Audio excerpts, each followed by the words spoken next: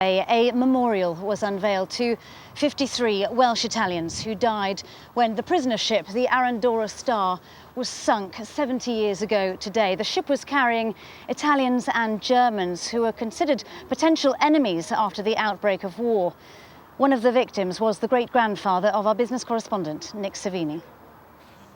Friggi Egidio, Luigi Ferrari. The Italian names rung out at St David's Cathedral.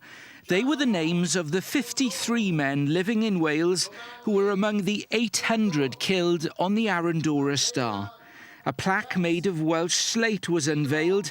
It's the first memorial in Wales to the victims of the tragedy. I think overall people appreciate that it's not the time to judge anymore or to be afraid or to be sort of to feel ashamed of what happened. But we all have the task to remember what happened and to share our feelings and to leave something for posterity.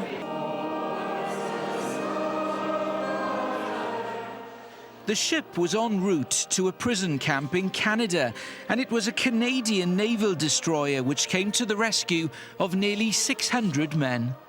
Great stories of courage and determination by those who were in the water and by the crew members of the Canadian destroyer that happened to come across the survivors of this terrible tragedy. British survivors from the Arandora Star were cheerful enough. There are just a handful of survivors left. One of them is 89-year-old John Roberts from Llanelli. He was a military guard who just about made it. Since I was a little boy, 9, I was used to jumping off boats in the Llanelli dock. There was coal boats in there, so I had a bit of experience there. So I thought, no, the chance I got, if I get in the water near them boats now, I got a chance. He survived, but many never did, and that included my great-grandfather Bartolomeo Rabaiotti. And this was the cafe in Pontypridd he was running in 1940, when he was arrested by 2 local policemen. On one level, the arrest of my great-grandfather appeared excessive. He was 59 and he'd been living in Wales for decades. But I think you have to put this into context. It was 1940, and there was a genuine fear felt by Churchill of what he called a fifth column, of foreign nationals looking to bring the country down from the inside. Of course, men like Bartolomeo were hardly threats to national security. My father Robert says that the tragedy and the general internment of our relatives was hardly spoken of in the family. I'm not sure if embarrassment's the word, but certainly a huge awkwardness, possibly even shame, when you think that the Italians, the leaders of their homeland, had declared war on the nation that they'd chosen to live in and earn a living in. A snapshot, then, of a moment in time, today remembered in full. And among the crowds, John Roberts meeting for the first time his fellow military guard, Ieuan Jones from Merthyr, the only 2 living witnesses in Wales to the tragedy that struck 70 years ago. Well, Nick joins me now, as does Mario Bassini, a journalist who also lost a member of his family that day. Who did you lose, Mario? I lost my uncle. I was then 32 years old, the baby of the family, the darling of the family. He'd been married barely 18 months, and he'd left 2 eight-month-old twins at home in the Rhondda when he was arrested. And what was the impact on your family? It was, in a sense, I imbibed the story with my mother's milk, I suppose, is the way to put it. But it was a very private story. It was something that was very much within the family. My mother, every time she remembered it, would begin to cry because the man had meant so much to her. And she never really, ever really got over that particular tragedy. But as I say, it was very much confined to the family. It was something that nobody seemed to mention outside the family because it just hadn't got into the public domain then. Nobody knew about it. We touched a little bit in Nick's report about the effect on the Italian community in Wales. Well, what do you see was that effect? I think it probably had a devastating effect. And I don't think, I have to say this, I don't think the community has ever fully recovered. They've got on very well. They mixed very well with the Welsh. Have always done. The Welsh were very supportive at the time as well, many of them.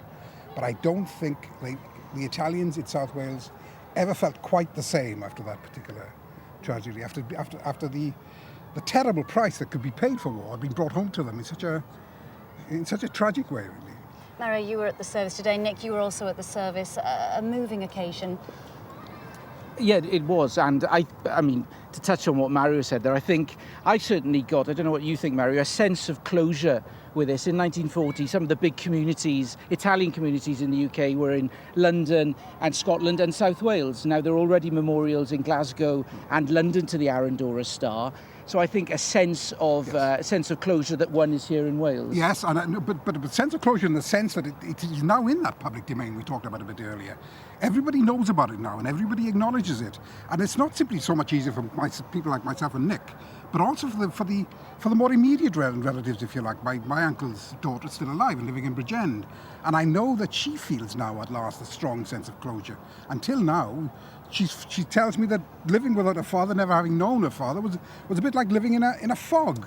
Now that fog is beginning to disperse simply because people recognise it and are beginning to talk about it. Yeah, and the irony is we're talking about it more now, 70 years after, than it's been talked about for decades. That's I think right. it was people just sort of lived with it. They were very busy after the war. They just got on with their lives and tried to resettle themselves back in the communities. And it just didn't really get talked about at all. Indeed. Now, Nick, you travelled to Bardi, didn't you, for the reports that we've seen over the last 2 days, and you lost your great-grandfather. What are your reflections today? Well, I think there were just so many different elements of the story, Lucy, that I came across. I mean, obviously it was tragic for my great-grandfather and the family, but amazing stories of how the women and the children stepped in to run lots of these businesses. So 53 Welsh Italians were killed. Virtually all of those would have been running shops and restaurants and cafes. And the role that the women played in particular was amazing, because not only did they have to deal with the grief of losing a husband or a father, but then have to try to run a business at a time of a war going on, and just tremendous uncertainty and confusion at the time back in 1940. Incredible snapshot or moment of history. And you think today meant a lot to the people who were at that service? Yes, indeed it did. Particularly, as I say, particularly for relatives. But the other thing that occurred to me is that we're quite a fertile lot as well, because the number of relatives in that service is quite astonishing. They seem to grow every year rather than diminish as the years go past. Mario, Nick, thank you very much. Thank you. Well, we'll have more from here a little bit later in the programme, but now, Thomas, it's back to you. Lucy, thank you very much indeed. Good evening. Other news now. For almost 2 years,